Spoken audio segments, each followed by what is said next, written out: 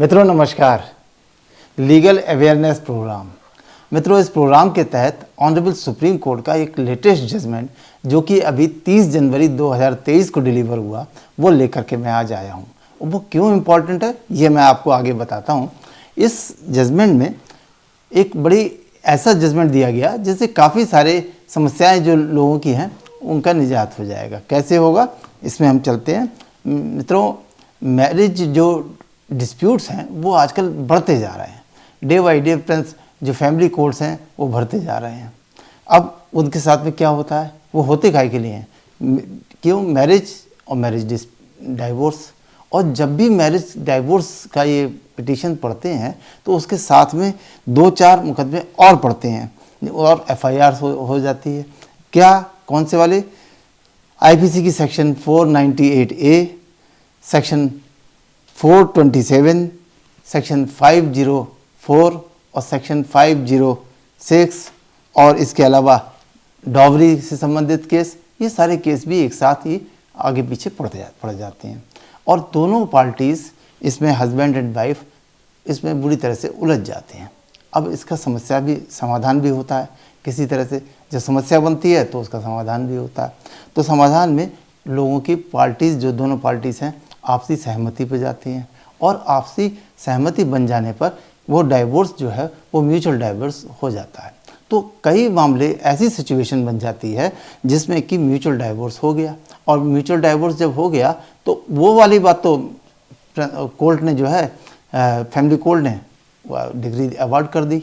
लेकिन उसके आसपास जो ये मुकदमे पड़ते हैं, सेक्शन 498 का है जैसे मैंने बताया, ये जो मुकदमे होते हैं इनसे निदान कैसे हो, ये तो एक बार चल पड़े।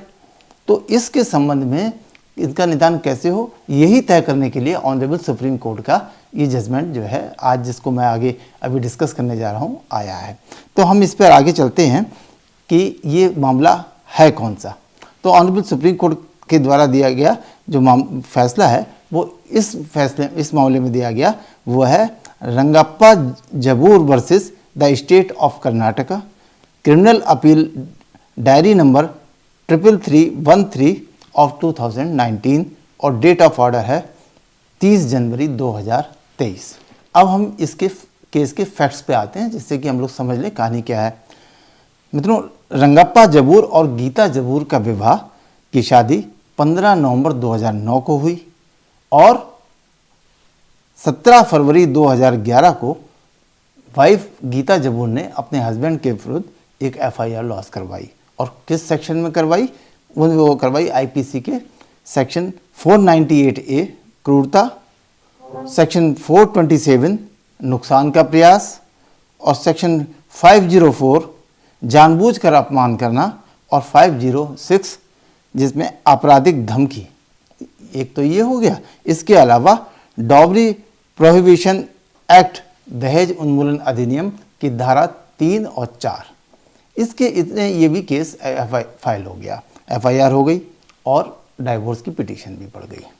तो इसमें क्या हुआ मित्रों, आगे 1/5/2011 को ट्रायल कोर्ट में शुरू हुआ, तो जिस पर ऑनरेबल ट्रायल कोर्ट ने जो दहेज संबंधी सेक्शन थे वो तो हटा दिए और बाकी के लिए ट्रायल की कार्रवाई स्टार्ट हो गई। लेकिन इन बिटवीन, जैसा मैंने कहा, परिस्थितियां मजबूर करती हैं, दोनों पति पत्नी के बीच में एक सेटलमेंट हो गया और उस सेटलमेंट के तहत वो सेटलमेंट डाइवोर्स को लेके हुआ।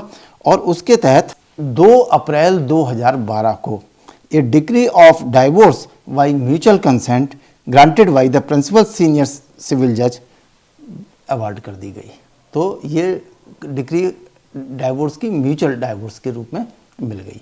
तो अब तो समस्या समाप्त हो गई, सेटलमेंट भी हो गया और डाइवोर्स भी म्यूचुअल हो गया, अब समस्या ख़त्म। लेकिन नहीं, समस्या तो अभी रह गई। ये जो एफआईआर करवाई थी जिन सेक्शंस में, उसका क्या होगा? वो तो अभी केस रह गए। तो ऐसे में दोनों ने मिलकर के आगे इसको ख़त्म करने का प्रयास किया। तो इसमें हस्बैंड जो हैं वो रंगप्पा सेक्शन 498A और अन्य मामलों के लिए हाई कोर्ट पहुँच गए कि साहब इसको समाप्त कर दिया जाए। तो ऑनरेबल हाई कोर्ट कर्नाटका ने इसको, उनकी जो प्रेयर थी, उनकी जो पिटीशन थी, उसको डिसमिस कर दिया, प्रेयर रिजेक्ट कर दी। क्यों कर दी? क्योंकि उनके हिसाब से इसको समाप्त नहीं किया जा सकता। तो इसके विरुद्ध ऑनरेबल हाई कोर्ट कर्नाटका के ऑर्डर के वो चैलेंज किया गया और इसके विरुद्ध अपील की गई ऑनरेबल सुप्रीम कोर्ट के सामने। और जब सुप्रीम कोर्ट के सामने इस एक केस आया तो उस पर उन्होंने बड़ा ही इम्पोर्टेंट जजमेंट दिया, जो कि अभी 30 जनवरी को दिया गया। इसमें ऑनरेबल सुप्रीम कोर्ट ने कहा क्या, अब मैं इसको पढ़ता हूँ और इसको साथ साथ डिस्कस भी करेंगे। इसमें कहा कि it is apparent that the parties have resolve and settled their disputes.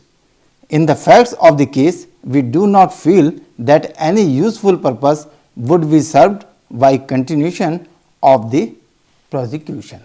मतलब अब जब ये तय हो गया, दोनों का सेटलमेंट हो गया, तो अब इसमें कुछ कि जो केस पड़े हैं उनके संबंध में कोर्ट ने कहा कि अब इसमें कुछ आगे इसको चलाने का कोई यूज़ समझ में नहीं आता है। फिर आगे क्या कहा, this court has held that in cases of the offences relating to matrimonial disputes, if the court is satisfied that the parties have generally settled the disputes amicably, then for the purpose of securing ends of justice, criminal proceedings inter se parties can be quashed by exercising the power under Article 142 of the Constitution of India or even under Section 482 of code of criminal procedures 1973।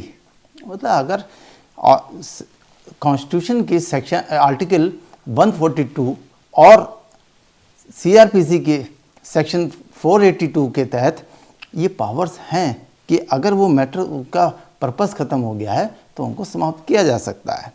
आगे honourable court ने क्या लिखा, in view of the aforesaid position we allow the present appeal and the set aside the impugned order.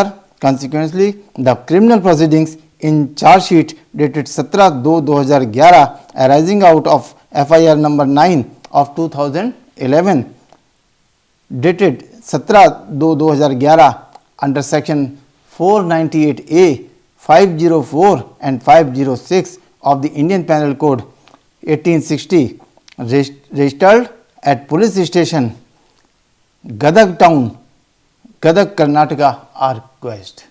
इस तरह से जितनी भी ये उससे रिलेटेड जो मैट्रिमोनियल इश्यूज़ के साथ में जो पिटीशन वो एफआईआर की गई थी उसको डिसमिस कर दिया गया। मित्रों, ये तो रही निदान इस समस्या का, लेकिन इसके साथ में एक दूसरी भी स्थिति बन जाती है, दूसरी भी पोजीशन हो जाती है। वो क्या कि भाई पहले तो डाइवोर्स का केस डाल दिया, ये सारे सेक्शंस को अप्लाई कर लिया, एफआईआर्स हो गई, लेकिन उसके बाद में समझ में आया मतभेद ख़त्म हो गए, साथ साथ रहने का फ़ैसला कर लिया, वो तो ठीक हो गया, सेटलमेंट हो गया, एग्रीमेंट हो गया। लेकिन ये जो केस पड़े इनको कैसे करें? तो टेक्निकली ऑनरेबल सुप्रीम कोर्ट का ये जजमेंट ये बिल्कुल परमिट करता है कि ये जो एफआईआर्स हैं इस तरह की, इनको भी समाप्त किया जा सकता है, इनको क्वेश किया जा सकता है। वो सीआरपीसी की सेक्शन 482 के तहत हाई कोर्ट के द्वारा और ऑनरेबल सुप्रीम कोर्ट अपनी कॉन्स्टिट्यूशनल पावर 142 आर्टिकल के तहत भी समाप्त कर सकता है। तो ये गाइडेंस, ये जो रूलिंग बनी, ये बड़ी इंपॉर्टेंट है और इस तरह के जो केसेस हैं जो लोग इसको फेस कर रहे हैं, मुझे उम्मीद है कि वो ज़रूर लाभान्वित होंगे। नमस्कार।